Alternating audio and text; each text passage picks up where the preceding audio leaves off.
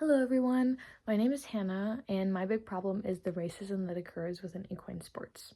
Cognitivism is the step above behaviorism, where some psychologists believe that there needed to be a more dynamic learning theory, as they believe that information is assimilated with other learning ideas, as well as the culture, age, gender, religion, and environment of the learner. Cognitivism relies more on mental processes, where the learner is actively engaged with the content.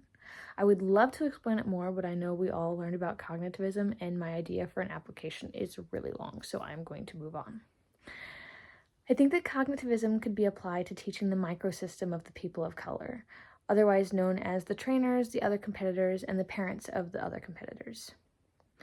Children typically begin to compete when they are around 9 years old, as this is where they typically have more control of their body and their emotions, and they can usually apply the ideas of horseback riding more into a competitive state.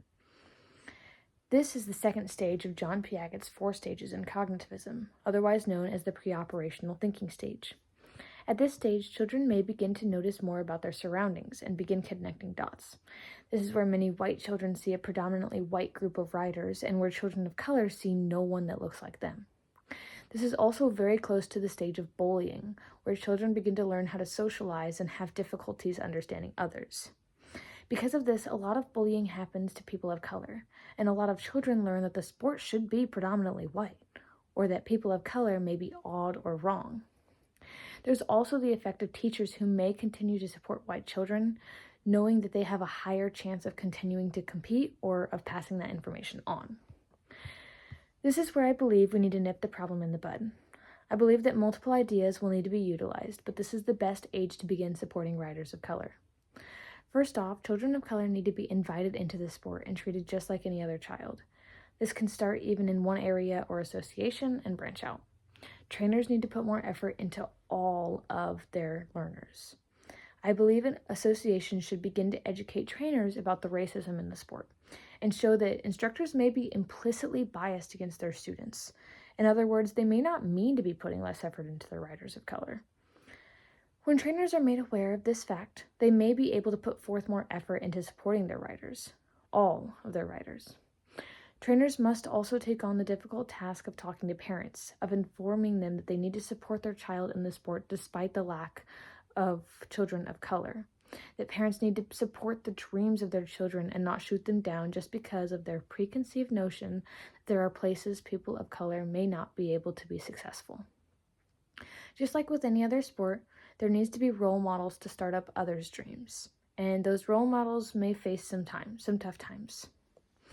Secondly, children need to be policed. Every parent, teacher, and show coordinator knows what racism looks and sounds like, and they also know what bullying looks and sounds like. Bullying needs to be caught early, and something needs to be done to punish these children and show them that their actions contribute to the future. This may be a chance to use schema and relate what they are doing to what has happened in the past when the country was more segregated. While this process relies solely on people's abilities to process information and to utilize said information, I believe that this is one of the most probable solutions to work. I believe that the outcome will lead more to children of color in one area, and that moving forward, more associations will be able to put a similar function into work.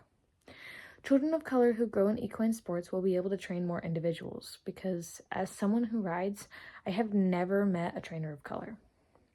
I was trying to think of some more out-of-the-box ideas, but really could not come up with anything as I am a very practical person.